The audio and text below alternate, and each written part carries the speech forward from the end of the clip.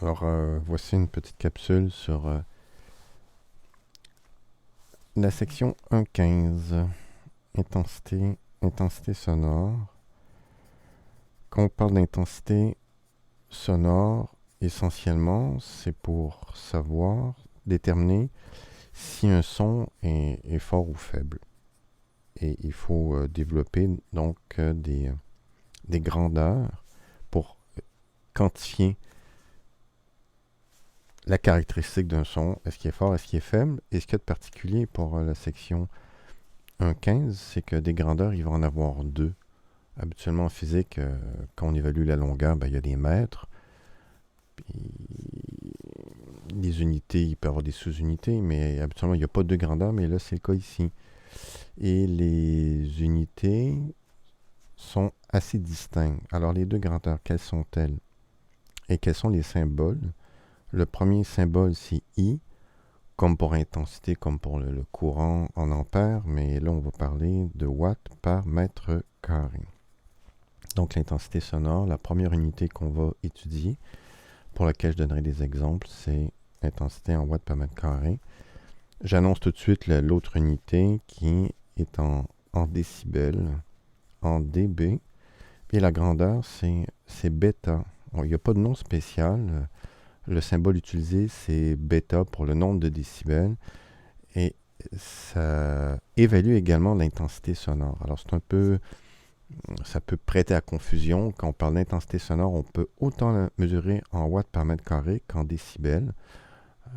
Et on s'attend dans la section 1.15 que vous soyez capable de convertir facilement d'une représentation à l'autre. Alors allons-y pour la première, watts par mètre carré.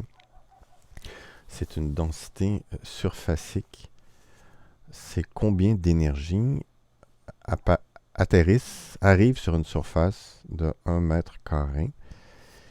C'est pas surprenant qu'on voit apparaître des watts parce qu'on se souvient que le son, c'est une onde et qu'une onde est une perturbation qui se propage dans un milieu de proche en proche sans transport de matière, mais avec transport d'énergie.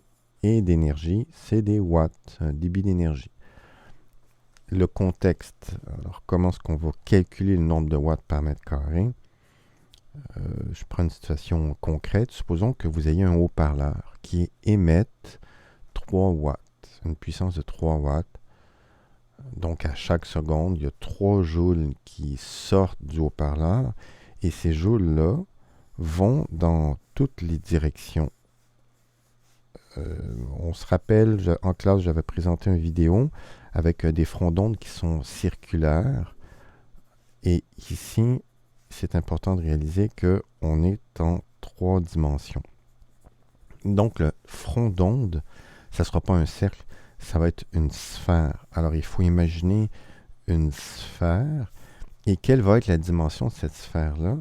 Mais, évidemment, on va donner un rayon R, mais ça serait à l'endroit où on aurait notre oreille, par exemple, ou à l'endroit où on veut mesurer l'intensité.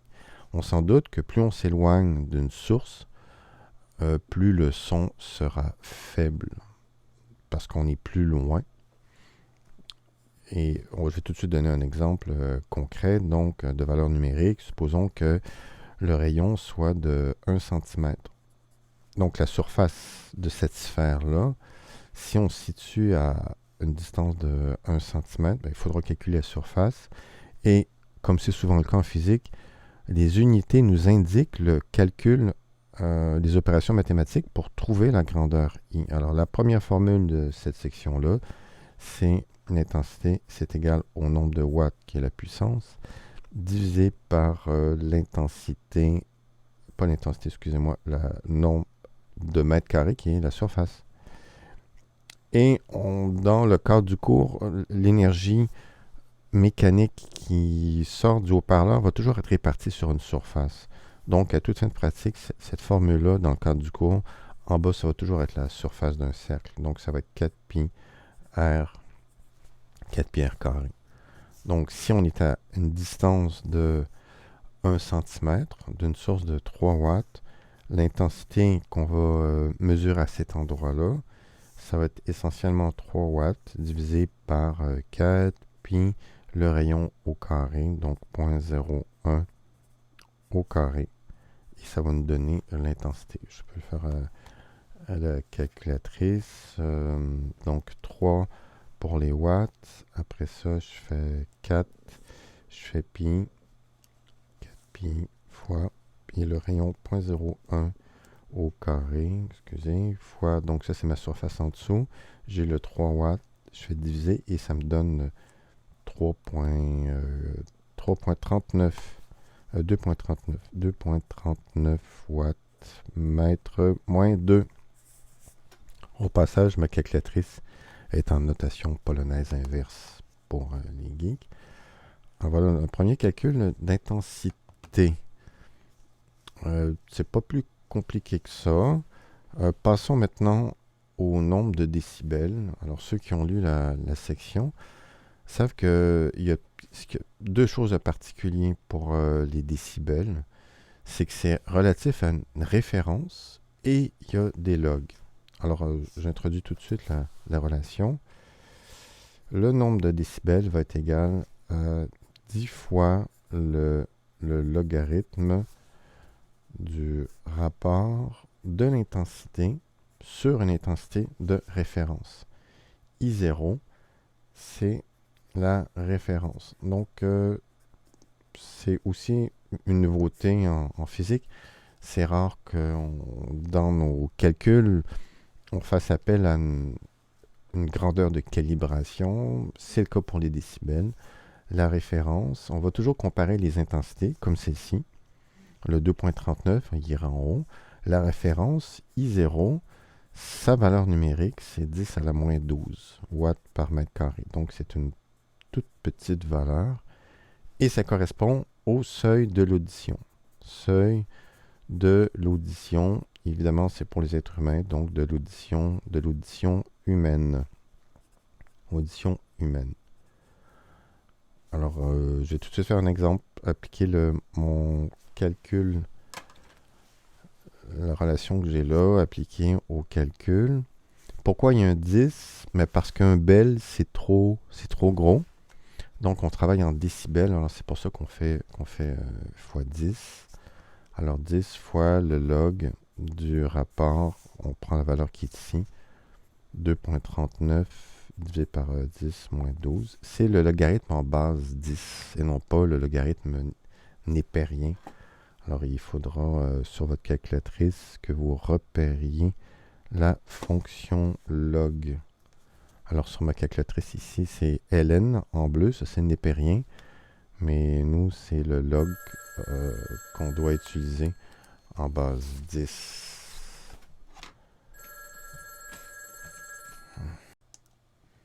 Il faut repérer sur votre calculatrice la fonction logarithme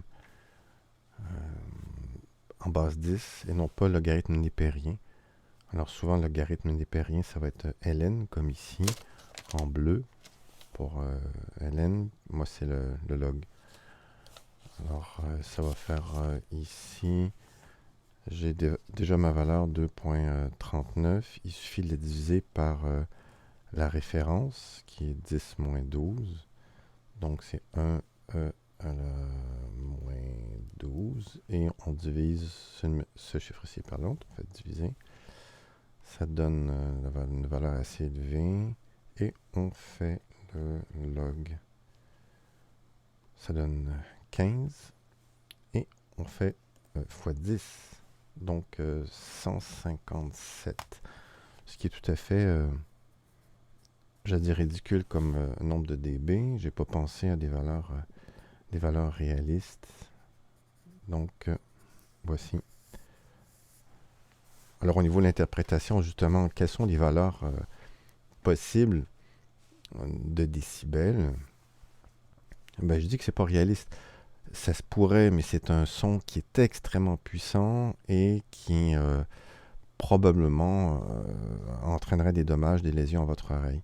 120 dB, c'est le seuil de douleur. Donc on peut mettre de mémoire, je retiens que 120 dB, c'est la douleur.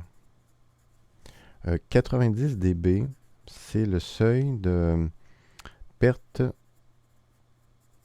pas perte d'audition, mais perte d'acuité, acuité auditive suite à des écoutes répétées. Écoute répétée. C'est important d'en parler parce que depuis l'invention des Walkman, des iPods et compagnie, écoute, pourquoi je suis content d'en parler, excusez, j'écris ce que je dis. Bon, écoute continue, bon, répétez, écoute continue. Probablement que vous avez remarqué, quand sur votre téléphone, votre iPod, vous montez le son, à un moment donné, il apparaît un petit panneau qui dit « Ah, attention, c'est dangereux d'écouter de la musique trop forte. » Les études ont montré que le seuil, trop fort, ça veut dire quoi? Si vous écoutez régulièrement de la musique à 90 dB dans le creux de votre oreille, à la longue, vous allez perdre de l'acuité auditive. Vous ne deviendrez pas sourd, vous deviendrez partiellement sourd. Alors, c'est le seuil à ne pas dépasser. Et minimalement, ça peut être quoi? Est-ce que ça se peut 0 dB? Est-ce que c'est possible moins 10 dB? Alors, si vous regardez la relation, quand est-ce qu'un log donne 0? Parce que si vous avez 0 dB, ça serait que le log vaut 0. Alors, ce cas-ci, c'est parce que le log est égal à 0.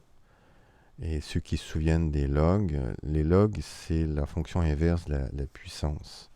On se pose la question, 10 à la quoi donnerait 0? 10 à la quoi donne 0? Non, c'est l'inverse. Et là, je me suis trompé. Mais c'est pas grave, au montage, je vais couper. Alors, je continue comme si de rien n'était. Je suis pas en streaming. Alors, 0 dB, ça correspondrait à un log de 1. Si le log vaut 0, c'est si vous faites le log est égal à 0, donc c'est le log de 1.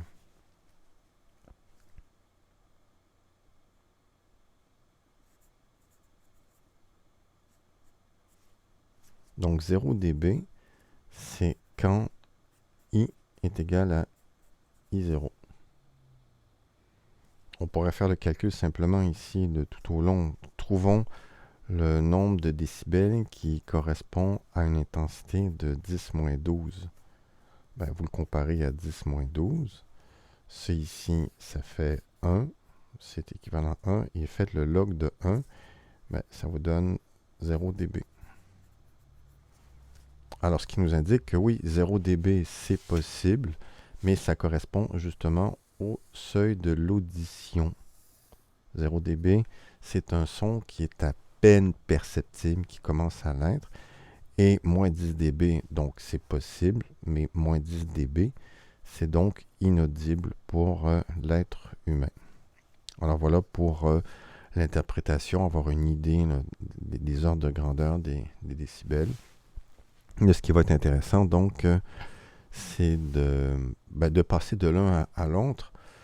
On a déjà fait un calcul ici. On a été capable de passer d'intensité en watts par mètre carré.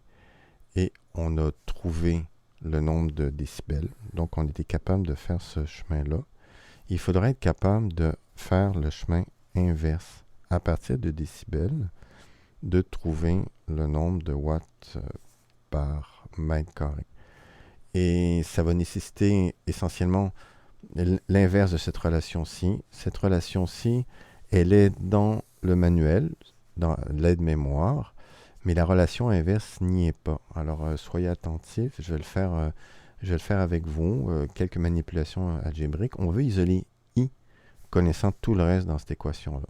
Alors, qu'est-ce qu'on fait? Je me fais un petit espace ici, je commence le calcul. On veut isoler I. Alors, la première chose à faire, c'est le 10, on l'envoie de l'autre côté. Donc, vous avez bêta sur 10 est égal à, vous avez le log du rapport à gauche, I sur I0. Et là, on va aller chercher I. Alors, ce qu'on fait, c'est qu'on élève à la puissance de 10 des deux côtés. On fait 10 à la ceci est égal à 10 à la puissance log. Donc, c'est comme si mon égal, maintenant, était plus au niveau des puissances. Mais 10 élevé à l'une et l'autre des puissances, ben, c'est égal. Alors, ici, on a l'opération inverse. 10 à la puissance de log. Et le log, justement, c'est l'inverse de la puissance. Donc, on a ici la relation identité. L'inverse. Donc, à droite, essentiellement, ça fait I sur I0. Et à gauche, le terme reste tel quel, c'est bêta sur 10. Ce qui me donne la relation, j'ai encore de l'espace ici, la relation finale. Le I0, on l'envoie de l'autre côté. Donc, finalement, pour trouver I, ça va être I0 fois 10 élevé à une certaine puissance. Et quelle puissance? Ben, c'est bêta divisé par 10. Donc, voici la relation inverse. Je vous rappelle qu'elle n'est pas dans l'aide-mémoire. On s'attend à ce que vous soyez capable de la reconstruire à partir de la relation initiale des décibels. Alors, voilà pour calcul inverse. Tiens, qu'on pourrait faire à partir de lui. Je vais prendre 154 décibels. Je vais diviser par 2 pour voir qu'est-ce qui se produit quand on divise les décibels par 2. Alors, la moitié de 154, ça serait 75, ça serait 77 décibels. Alors, posons-nous la question. 77 décibels correspondrait à quelle intensité? Alors, si bêta est égal à 77 dB, on se pose la question, on veut trouver I. Quelle est l'intensité?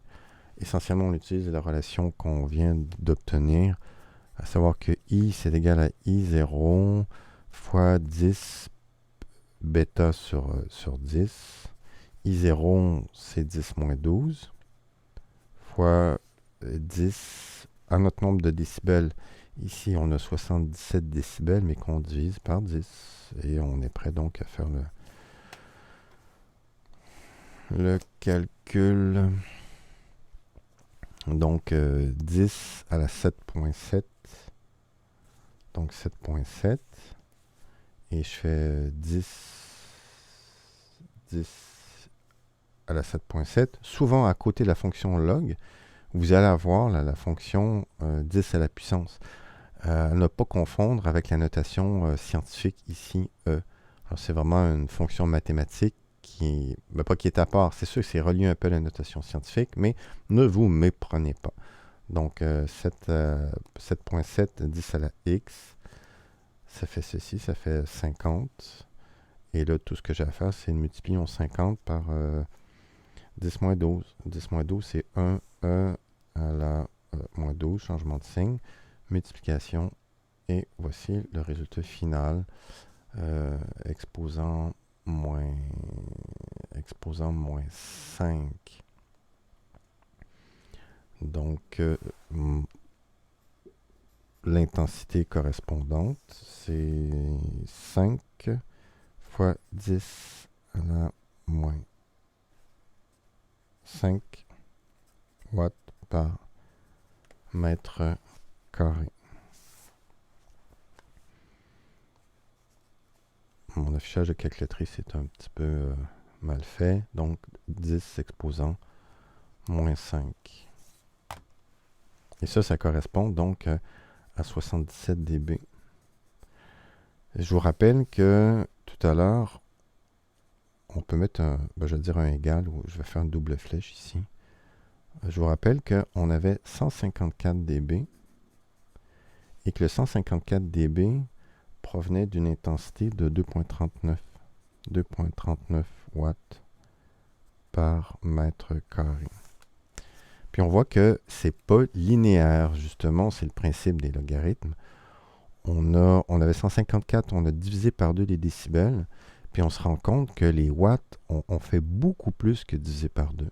La relation n'est pas linéaire en intensité. Ce qui serait notre Notre première intensité, c'était 2,39. Et là, on a une deuxième intensité qui est beaucoup plus petite, bien que les dB soient divisés par 2. Je termine avec un autre exercice, la sommation de sources. Alors, souvent, vous allez avoir ça comme exercice dans la section 1.15. On va vous demander de calculer le nombre de décibels quand vous doublez la source. Alors, supposons qu'on vous dise un violon émet 30 dB. Si vous prenez un deuxième violon identique et que vous ne changiez pas la distance de l'auditeur, c'est sûr que ici, la puissance qui est là, je vous rappelle, était fonction du rayon. Si vous allez plus loin, l'intensité qui est là va être moindre et vous allez avoir moins de dB. Donc, il faut toujours se rappeler que l'intensité est fonction de la distance. Donc, quand vous avez deux situations, c'est important de préciser qu'est-ce qui change ne change pas. Alors, comme deuxième exemple, ça serait quoi? On double les sources. On double les sources et l'important, c'est de noter qu'on reste à la même distance. Et comme exemple de situation, ça pourrait être, tout à l'heure j'ai dit un violon. Un violon donne un son de 30 dB. Et là, on se pose la question, deux violons donnent combien de dB? Attention, je fais exprès pour vous présenter ça de cette façon-là. On serait tenté de faire un produit croisé, mais non, ça serait tombé dans le piège. Ce qu'il va falloir faire, c'est, avant de doubler, ce qu'on doit doubler, c'est pas les décibels, c'est l'intensité. Ça, les watts, ils vont être doublés. Donc, auparavant, il faut trouver les watts pour la première intensité. Et une fois qu'on aura la nouvelle intensité, l'intensité, ici, on multipliera par 2 et on recalculera les dB. Donc, il faut faire vraiment un passage forcé par l'intensité. Alors, allons-y. 30 dB, on trouve l'intensité pour un violon. Donc, I pour un violon. Je vais essayer d'arrêter de dire intensité pour un violon. C'est quoi? L'intensité, c'est égal à 10 moins 12 fois 10. La même relation qu'on avait ici. Bêta sur 10. Donc I0 fois 10 puissance bêta sur 10. Bêta, c'est 30. Donc, je vous rappelle qu'on veut trouver le nombre de watts par mètre carré pour un violon.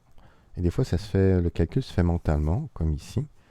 10 à la 3 fois 10 moins 12, ça fait 10 moins 9. Donc, on aurait I1, ça serait 10 à la moins 9 watts par mètre carré. I2, ça va être quoi? Ben, vu qu'on a deux violons, ben là, ça, l'intensité, on a le droit de la multiplier en deux. Il y a une superposition de l'énergie. Vous avez 2 fois plus d'énergie qui arrive à la même distance. On ne s'éloigne pas. Donc, à la même distance, vous allez avoir 2 fois I1. Donc, 2 fois 10 moins 9. 2 fois 10 à la moins 9 watts par mètre carré. Donc, on peut trouver bêta 2. L'intensité sonore en décibels quand on a deux sources. Ça ici, c'était bêta 1. On veut trouver bêta 2. Et on fait le même calcul que tout à l'heure. Ça va être 10 fois le log du rapport. Le rapport de quoi? L'intensité qu'on a ici, 2,10 moins 9. 2,10 moins 9 divisé par la référence 10 moins 12. Et on prend la calculatrice. Je ne sais pas pourquoi le côté droit est plus sombre que le côté gauche. À cause de mon éclairage, il y a un phénomène de reflet. Excusez, un prof covidé qui s'étouffe. 2,10 moins 9, donc 2e à la moins 9, 2,10 moins 9, divisé par la référence, 1 moins 12, divisé. Ça fait, ce ratio-là, ça fait 2. En fait, ça aurait pu se calculer mentalement. 2, 10 moins 9. On fait le log. Ça donne 3.3. Et on multiplie par 10. Ça fait 33 dB. 33 décibels, 33.01 que j'arrondis à 33 dB. Je vous rappelle que bêta 1, c'était 30 dB. Le son de un violon, c'est 30 dB. Le son de 2 violons, ça va être 33 dB. Que ça vous serve de leçon, c'est toujours 3 décibels de plus. Vous pouvez prendre ce truc-là, c'est-à-dire pour vérifier vos calculs, mais à l'examen, on s'attend à ce que vous soyez capable de faire le calcul au long. Mais ça va être une chose que vous allez toujours constater, de doubler la source, ça ne double pas les dB. Ce que ça fait, c'est que ça rajoute plus 3 dB. Donc, ce qui est un multiplicatif pour les intensités devient pour les logarithmes additif. Si on quadruplait les violons, ben quadrupler, ça fait fois 2 fois 2. Donc 3 dB, 3 dB à chaque fois, donc ça ferait plus 6 dB. Donc ça devient additif. Alors voilà pour les décibels. Je n'ai pas fait avec vous d'exemple de déplacement. Essentiellement, si vous êtes plus loin, je pourrais partir peut-être sur un autre exemple, mais je ne terminerai pas. Un autre exemple, si on vient à la situation de tout à l'heure où on était à 1 cm, bon, on pourrait vous demander qu'est-ce qui se produit si on était 10 fois plus loin. Comme ici, une source émet, puis là je choisirais un nombre, mettons 10 dB. R est égal à 1 mètre. Bêta est égal à combien si on prend la même source, mais qu'on s'éloigne à une nouvelle distance, à R qui serait égal à 10 mètres. Tiens. On se mettrait 10 fois plus loin. Qu'est-ce qui va se produire avec les dB? On s'attend à ce que les dB diminuent parce que plus loin, le son va être plus faible. Donc, on sait que ça va diminuer. Est-ce que ça va diminuer 10 fois plus? Ça va tout être, au lieu d'être 10 dB, ça va être 1 dB parce qu'on est 10 fois plus loin? Ou il faut faire le calcul au long. Et quel calcul doit-on faire? Il faut que vous vous placiez à une certaine distance ici. Connaissant ça ici, on pourrait appeler ça bêta 1. Ici, on cherche bêta 2 qui correspondrait à la distance R2. Et c'est ici, c'est la première distance R1. Donc, à la première distance correspond un premier nombre de bêta, bêta 1. Alors, il faut donc calculer I1. Quelle est la distance, pas quelle est la distance, excusez-moi, à cette distance-là de 1 mètre. Sachant la distance de 1 mètre, trouvez I1.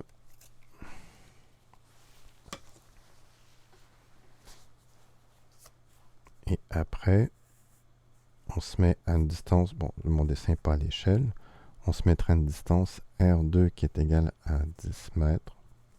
Et on doit trouver bêta 2. Et pour trouver bêta 2, ben, au préalable, vous devrez trouver l'intensité I2. Et toutes les relations qu'on a vues précédemment pourront être utilisées ici. Ici, je vous rappelle, il faut trouver I1 si on connaît la distance. En fait, non, excusez-moi, pas si on connaît la distance. Comment est-ce qu'on fait pour trouver I1? Ben, I1 va s'obtenir à partir de bêta 1. Donc, vous êtes capable de trouver I1. Vous connaissez la distance, donc vous êtes capable de trouver la puissance de la source. La puissance de la source va être égale à l'intensité, c'est égal à la puissance sur l'air.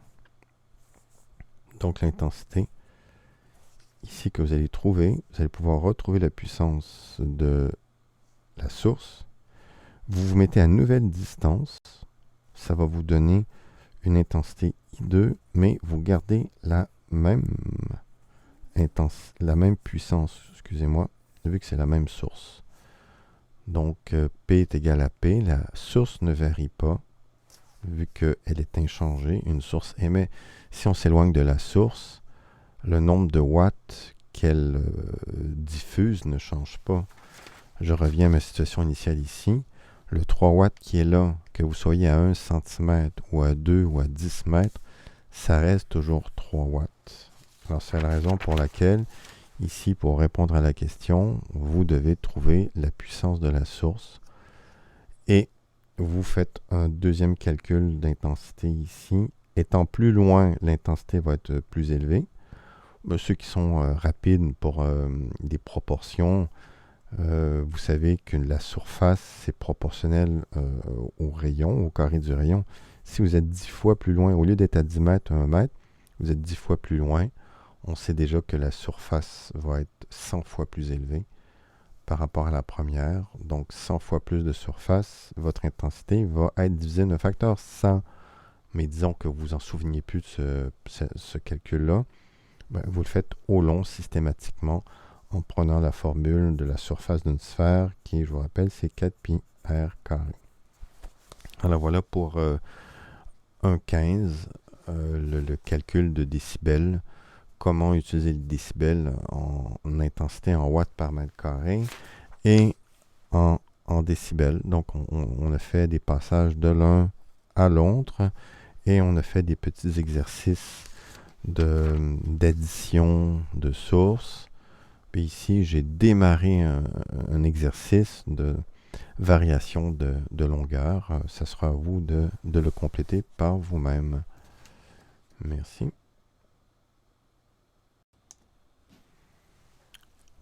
Alors, bonjour, bienvenue à cette capsule introduction, une capsule d'introduction à la section 14, les battements.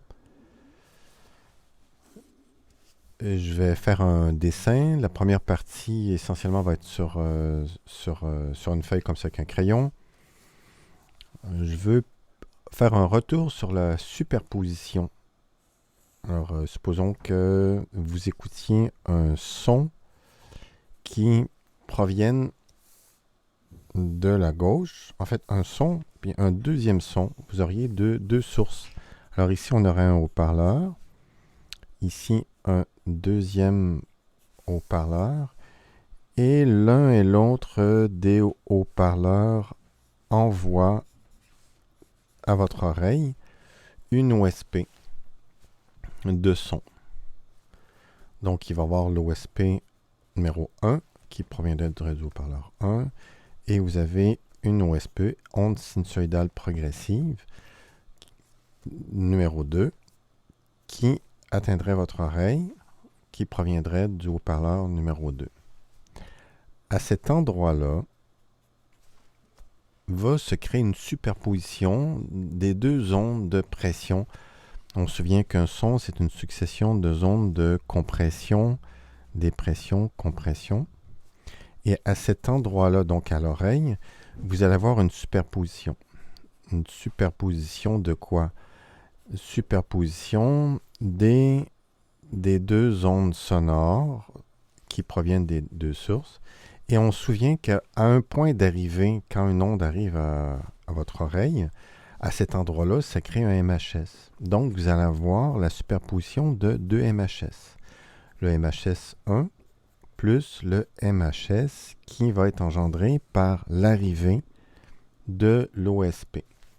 On se souvient qu'en tout point le long d'une OSP sur une corne, ce point-là, si vous avez une vitesse de propagation comme ça ici qui s'en va vers la droite, le sinus ici qui est une vague, c'est un graphique ici en fonction de x, mais si vous observez ce point-là, il va monter et descendre et monter et descendre. Il va aussi de haut en bas.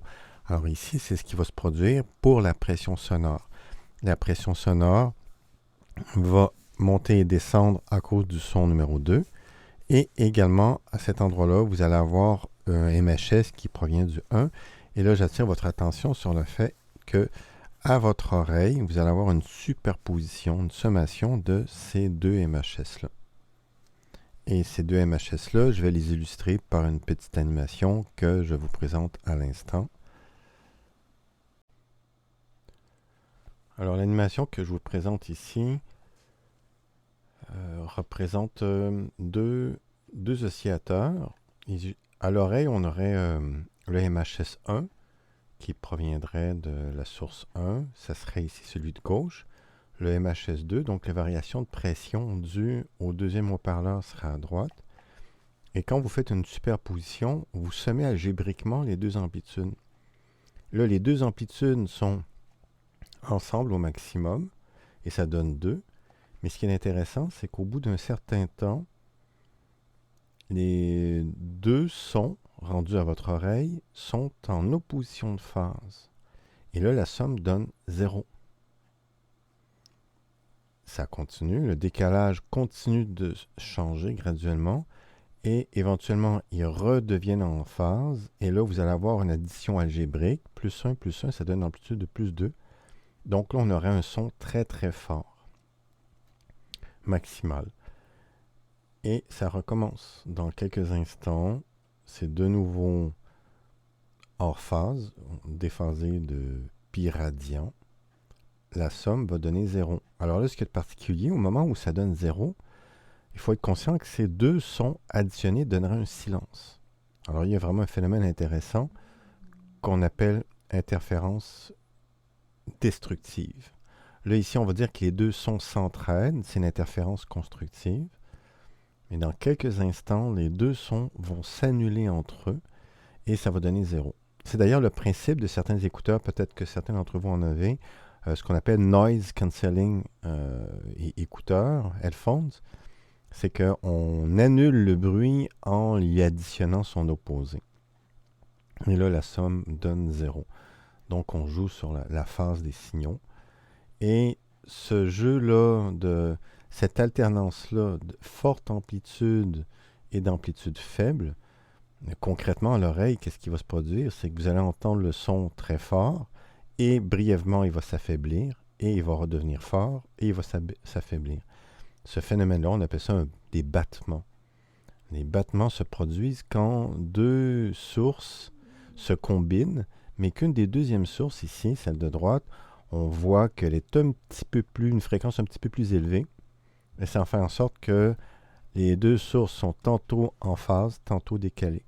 Et le résultat net, bien, c'est une amplitude globale qui ne cesse de varier. Où actuellement, c'est très très fort et dans quelques instants, on va avoir un 0. Alors, le clip que je vais vous présenter, qui nous provient d'Europe, d'une université, un laboratoire de physique en Europe, je vais vous expliquer les moments forts d'animation et vous pourrez l'écouter tout au long sur le site même de YouTube.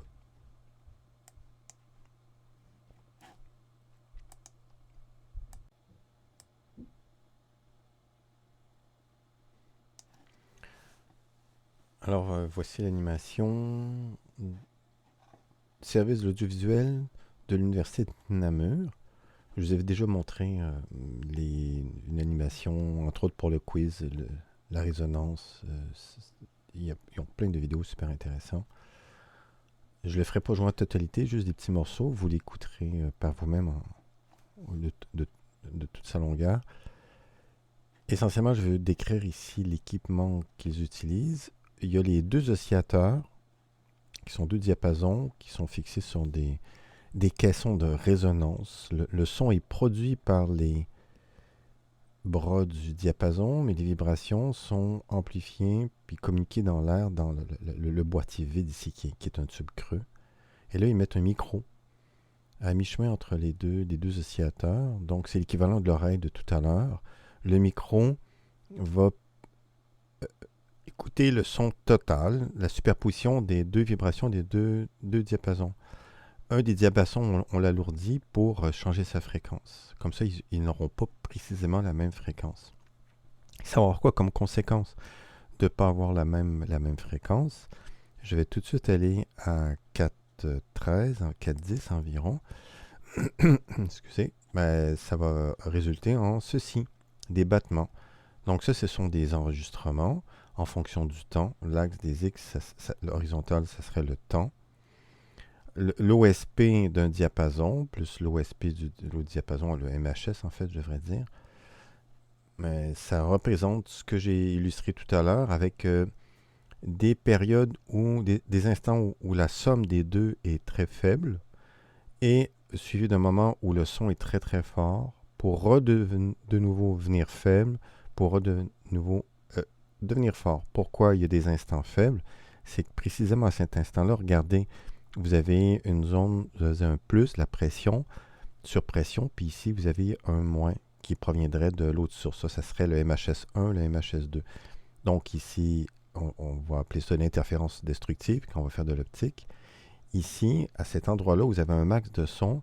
C'est qu'au même moment, les deux MHS coïncident, sont en phase. Donc ici, vous avez les deux sons sont en phase, très forte amplitude.